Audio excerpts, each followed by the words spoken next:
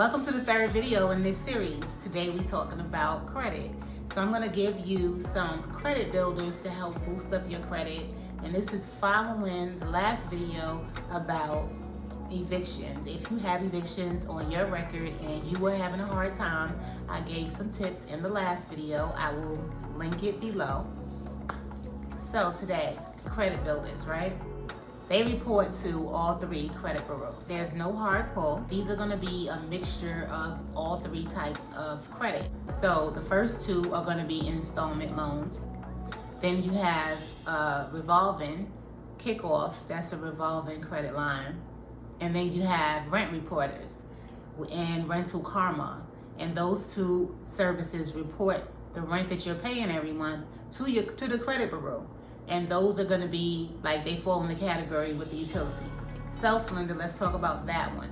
Now, one thing I'll say is that when I got this apartment, I had a 720 at the time. They did not ask me for any supporting documentation, no proof of income, no nothing. I think that, I wanna say, my analogy was, the better your credit score, the less documentation you have to give. The worse your credit score, the lower your score, the more documents, the more questions they're gonna ask, right? So the goal, I think, is to have maybe like around 680, 700 possibly when you apply. Okay, so I had self-lender and I thought it was great. It really helped me a lot. I picked a loan amount of like $500 for the year. You can spread it out. I think you pick your term. I picked the year and it was $48 a month. So how it works is if you know about a secured loan, you walk into the bank and you give them $500, put it in a bank account that you cannot touch, it's secured, right? And then they give you a loan for $500. So in essence, they give you back your money the same day. It's just that they have your money as collateral. So you're paying on this every month. And then at the end, they give you back the money out the account with interest, right? That's how a secured loan works. Now, self is the exact same way. The only difference is you don't give the money up front. However, on your credit report, it looks like they gave you a loan up front and you're making the payments. But really, you're making the payments to get the money at the back end. That's the only difference. So these kinds of credit builders have become kind of popular now. Okay, so that's how self works. That's what I use and it worked out great for me. The next one I'm going to talk about is Credit Strong. I have not used that one. I've heard great things about it and it works the same way. You're going to make payments every month. I think they're going to be like $50 a month or something like that, but it's a credit builder. It works the same way. It's an installment loan on your credit report. And then there's Kikoff, which I've heard is very powerful and can boost you up a lot in your score. Now, I haven't used it, but it's only $5 a month. So for $5 a month, I think it's like a magazine subscription.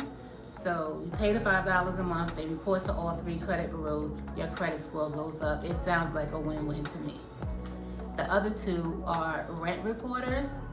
And the last one is rental karma. Okay, those work the same way. And there are other ones out there. If you just Google rental reporting services, you'll find other ones. But these two I've heard good things about. So now it could be where you actually live, you can report that rent. Or, you know, they need to verify it every month. So with where you live, you don't have a good relationship with that landlord that you have now. Say you have mail going to your mom's house or a relative's house, you can use that address as your rental income. And you can put whatever amount you want to put.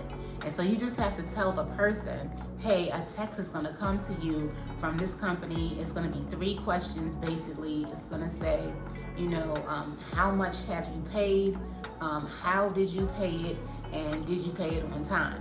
All you have to do is quickly hit yes to everything, put the amount in, and send the text over. And that's it, every month. So the good thing is that you just have to get a piece of mail at this address if you're gonna use like a relative's address that you don't live at. Only because they might ask, but they might not. So just to be on the safe side, have a piece of mail, go in there.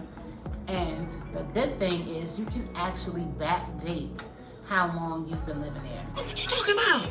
So you can say you've been living there for 10 years. Like, it doesn't even matter. 10 years credit history of paying good rent is going to show up now on your credit report. So that's a good little tip. All of this stuff is going to show up really fast. Like, it's going to start reporting in 15 to 30 days.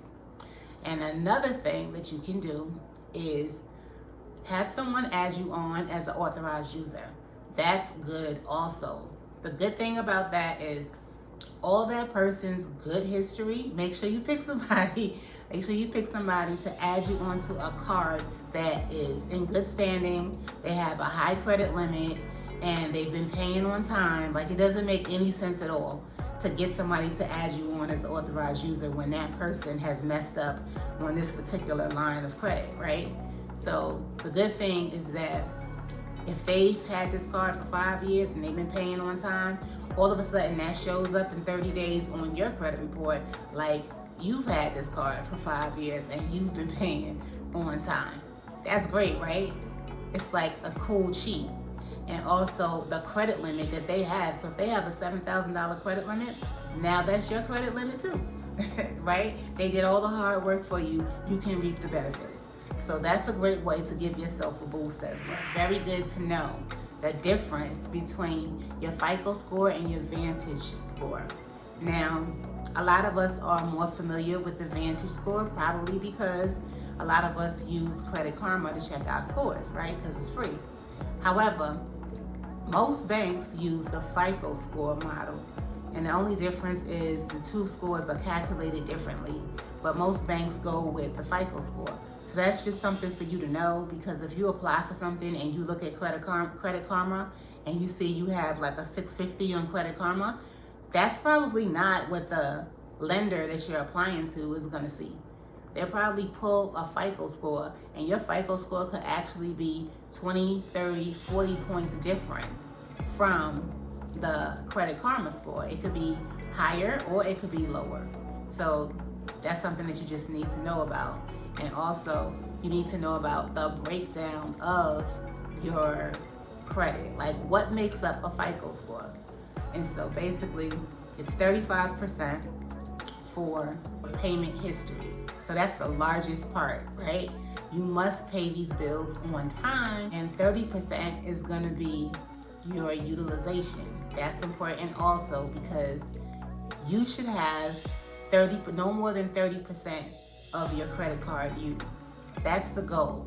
However, it's better to have less. 10% is really better, but 30% is common. You know what I'm saying? So if your credit limit is $1,000, your credit limit ain't really $1,000. And your mind, train your mind to do it for 30% of that. So that means your credit limit is now $300. Don't go over $300. However, it's not that you can't. You can, as long as you pay it by the closing date.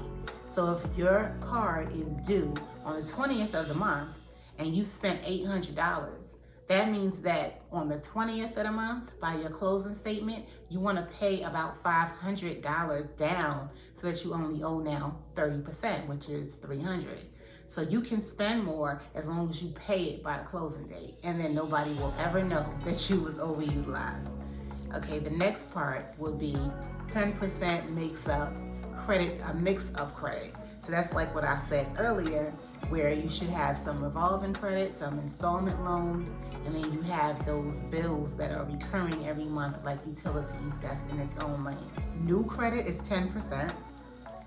Then we have 15% is the length of your credit history, and that's why I said if you get an authorized user, that helps you greatly, because you take on their length of their credit history. If they've had good credit for like 10 years, now you've had good credit for 10 years. So that's a cool little cheat.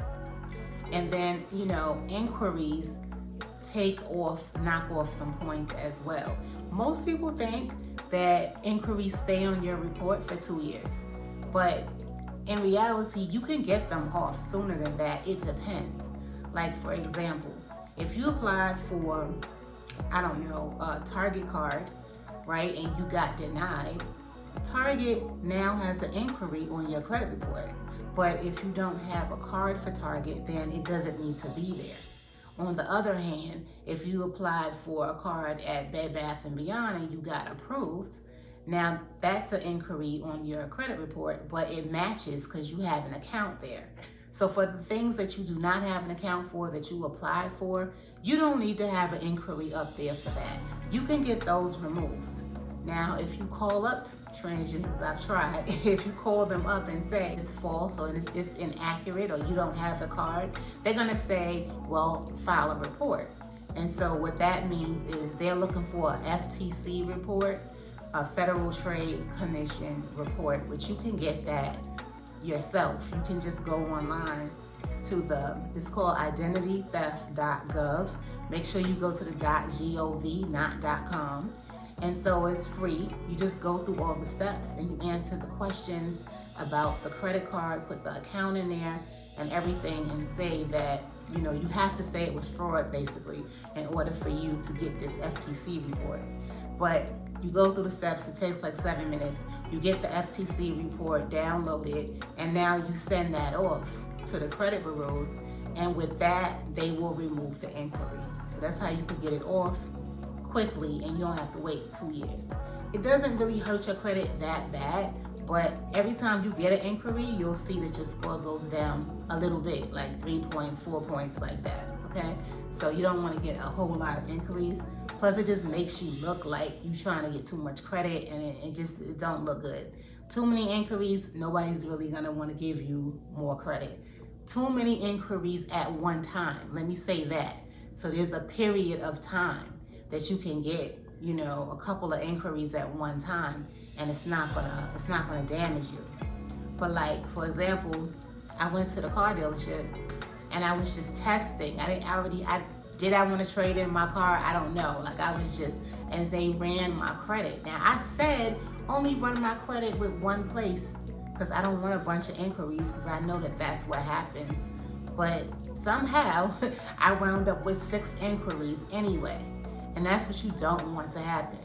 So another tip is, if you are going to buy a car, do not go to the dealership and let them run your credit. The best thing to do is open up an account at a credit union, build a relationship with them, open up a checking, open up a savings, put some money in there a couple of months back to back.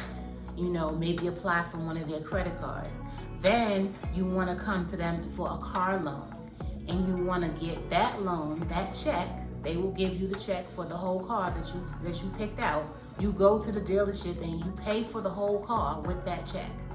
And this way, you're paying back the bank. You're not having them, they don't need to run your credit because you already paid for the car. You see what I'm saying? And the great advantage of going through the credit union is that you will get a percentage rate that is so much better than what the dealership is going to give you anyway. The percentage rate could literally be like 4%, 5% at the credit union. So you want to do that at the credit union anyway. All right, that's all I got for you today. Good talk.